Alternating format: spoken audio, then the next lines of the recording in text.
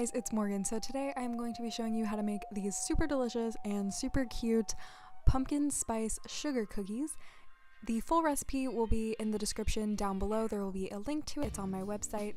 So we're starting off with 1/3 cup of pumpkin puree, 2 tablespoons of coconut oil.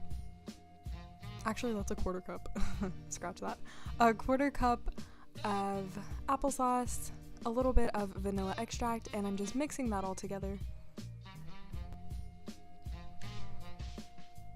And then once that's mixed, you want to add a little bit of non-dairy milk just to kind of smooth it out a little bit. It's still going to be a little bit like clumpy texture, but don't worry about it too much because once we beat it into the sugar, that will all smooth out. So in a large bowl, I'm adding 1 cup of powdered sugar and a 1/2 cup of coconut sugar. You could also use brown sugar.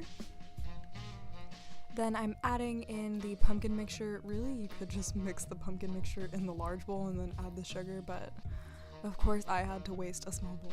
So then I am just beating that with the electric mixer, and you don't have to sift the powdered sugar beforehand because once you beat it all together, all of the clumps will come out anyway. And then you want to add your flour 1 cup at a time. So I'm starting with 1 cup. I used spelt flour, but you could also use like regular white flour or gluten-free flour, whatever. And then I added a bunch of pumpkin spice, some baking powder, and then I beat all that together. I also added salt. I don't know if I just like didn't film it, but there's also some salt in there. And then you just want to like scrape down the edges and keep adding more flour. There should be about 2 1/4 cups of flour, and then once it's all mixed together, it should form like a nice stiff dough ball that is not sticky anymore.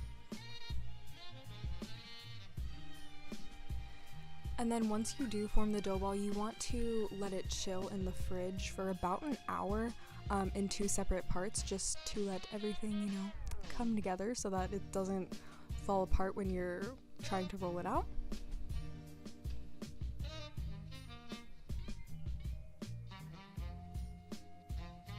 And it does get kind of hard at the end. As you can see, I'm kind of struggling here. That's why the bowl is like totally out of frame.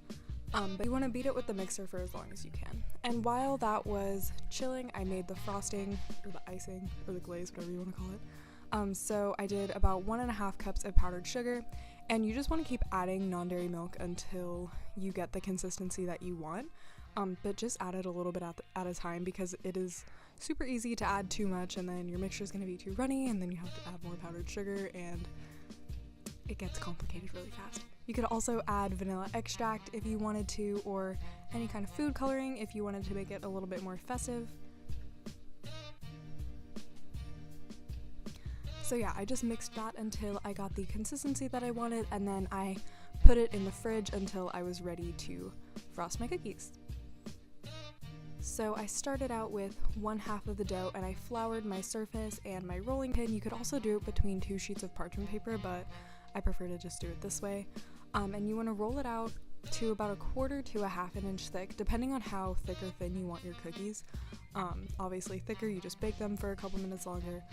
So yeah, it really doesn't matter. And then you can cut them into any shapes that you want. I just used a pumpkin because that was the only cute Halloween cookie cutter I had. But you can find tons of cookie cutters on Amazon or eBay, or really at any like craft store, anything, if you wanted to cut out other shapes besides pumpkins.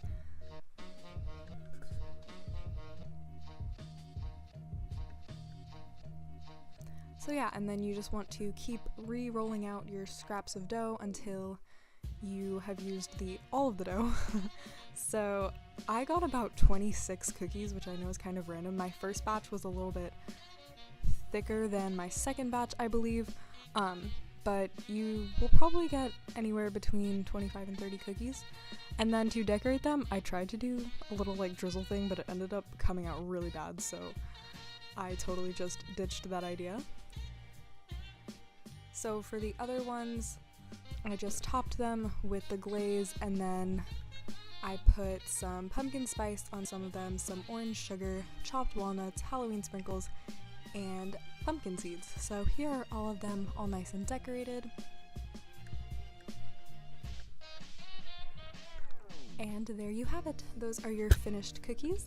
If you like this video, please give it a thumbs up and subscribe. I upload new videos every Wednesday and Sunday, and I have tons of awesome fall videos coming up to share with you guys.